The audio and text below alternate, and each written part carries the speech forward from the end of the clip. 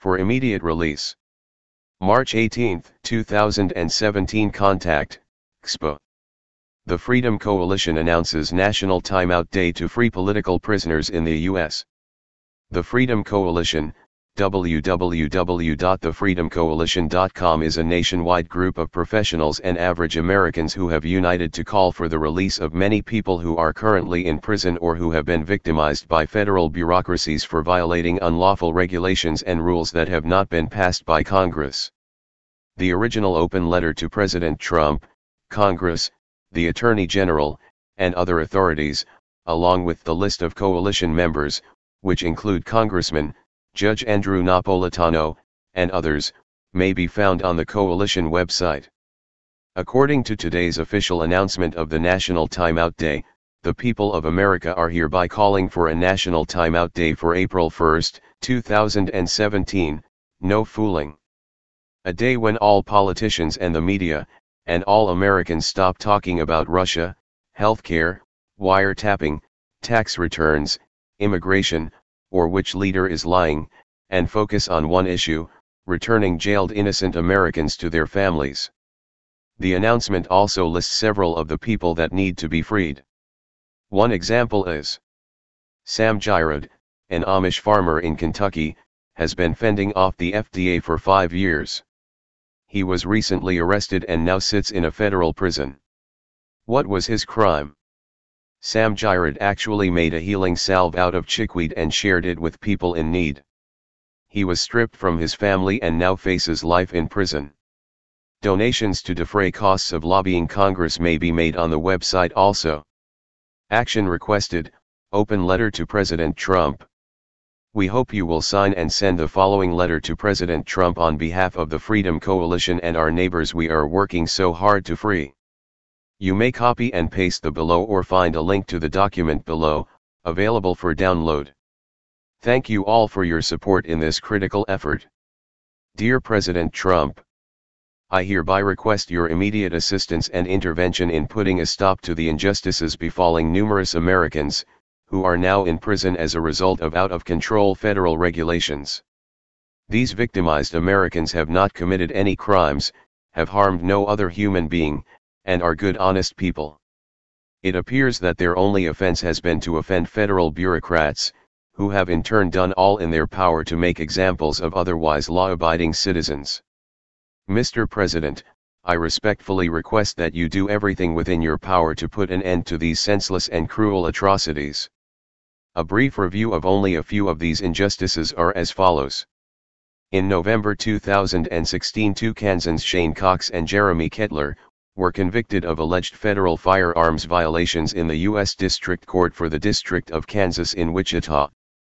The charges against Cox and Kettler were in conflict with the state's Second Amendment Protection Act, upon which these citizens relied. Their prosecutions were initiated by the U.S. Department of Justice during the administration of President Obama, and they have now been convicted of felonies yet have broken no laws. Steve and Dwight Hammond from Burns, were charged with domestic terrorism for burning debris and foliage on their family ranch. They were convicted, spent about a year in prison, paid a $400,000 fine, raised by their neighbors, fellow ranchers, and friends, and were then released.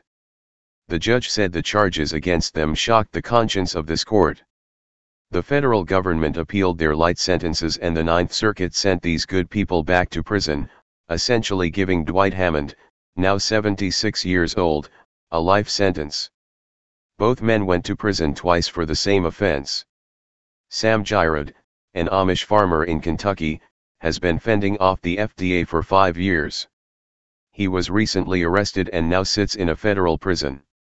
What was his crime?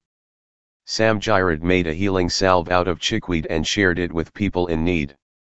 He was stripped from his family and now faces life in prison. 53 ranchers in Clark County, NV, have all been run out of business and their lands and cattle confiscated by the BLM, U.S. Forest Service, and Obama executive orders, completely violating the U.S. Constitution and the Declaration of Independence. Victims are Americans of all races and colors. Kenneth Wright had his home raided and ransacked in Stockton, CA by the Department of Education SWAT team, because his estranged wife failed to pay back her student loan. He did not go to prison, but was placed in a hot patrol cruiser for 6 hours while the SWAT team raided his home to search for evidence. This federal SWAT mentality, Department of Ed, has got to stop. Such arrests and abuses are the result of bureaucrats creating criminals. If America is to be great again, as you have pledged, then this cannot continue. Mr. President, we implore you to grant pardons to these people and restore them to their families. Thank you for your time on this critical matter. Sincerely. First, last name. City, state, zip. Source document. Hey Charlotte County, this is Charlotte County Cop Watch, and I wanted to explain what fair use is. You can use pieces of news articles if you're doing it for news reporting, you have commentary, and you're doing it for education purposes. So that's what fair use is, as you can see right here. Another reason why I wanted to make this video is to let you know I have just joined with Patreon. A nice thing with Patreon, I make no money on YouTube. They took the money away years ago, and so this is another way to give, and it's a nice thing too because you can give monthly. You can give $1, $5, $10, whatever. I do 4 to 5 hours a day on trying to wake the sheeple up on how corrupt it is and different ways that you can fight the corruption. So Patreon is a way that you can do it, and then of course the old way is still there. Donate to Charlotte County Cop Watch with PayPal or credit card.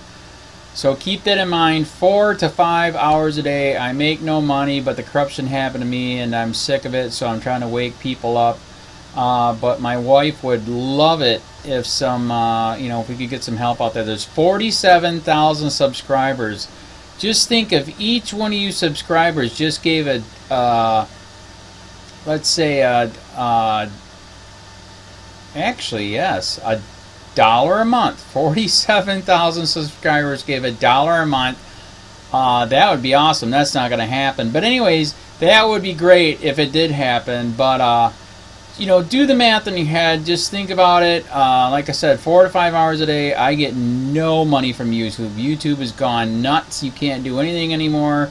They're taking the money away everywhere. So these are a couple different ways that you can still help out with all this time that I put in. And as you know, I'm in a special situation where, at least I can do it. 4 to 5 hours a day.